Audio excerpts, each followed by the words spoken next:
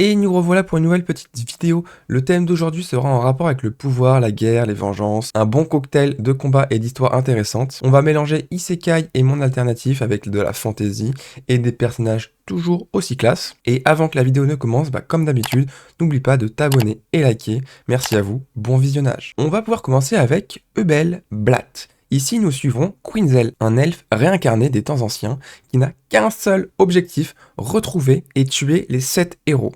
Pour cause, il s'est fait trahir par le passé, et donc lui s'est réincarné pour tout simplement accomplir sa petite vengeance personnelle. Il va pouvoir créer des exploits, de la panique, des révoltes, etc. etc.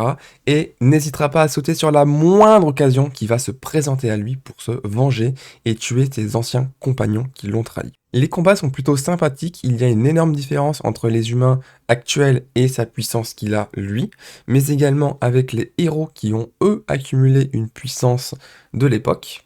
Il est connu sous un autre pseudo, à savoir il a vaincu une armée à lui tout seul.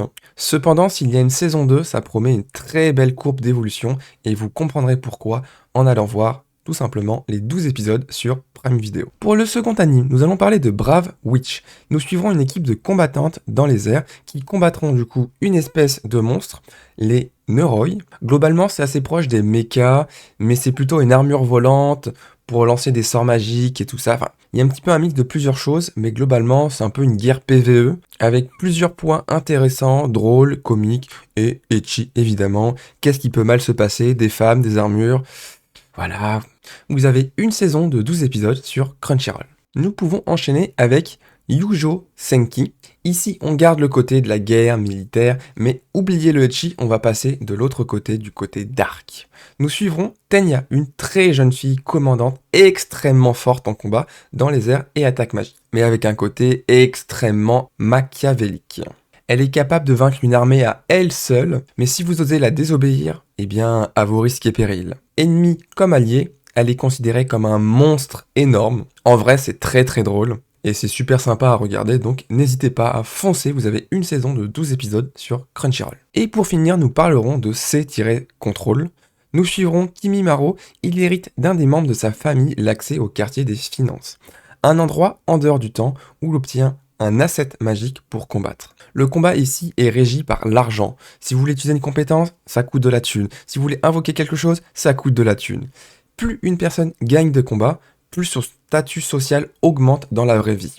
Et s'il perd, il va faire banqueroute dans sa vie, il n'aura plus accès au quartier des finances, et en plus de ça, sa vie va être extrêmement un cauchemar, très clairement. Et malheureusement, les combats sont obligatoires, sinon ce ne serait pas drôle. J'aime beaucoup cet anime parce qu'on y voit une très belle morale sur la vie, le monde, etc.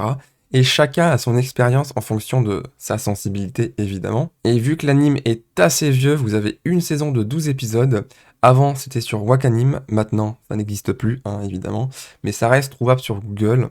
Et voilà, on arrive à la fin de cette vidéo. Merci d'avoir regardé. Si tu as aimé, n'hésite pas à liker et à t'abonner, ainsi qu'à proposer des animes en commentaire ou des thèmes qui t'intéressent pour de futures vidéos. Nous, on se dit à la semaine prochaine pour un nouvel épisode. C'était Nyx, bye tout le monde.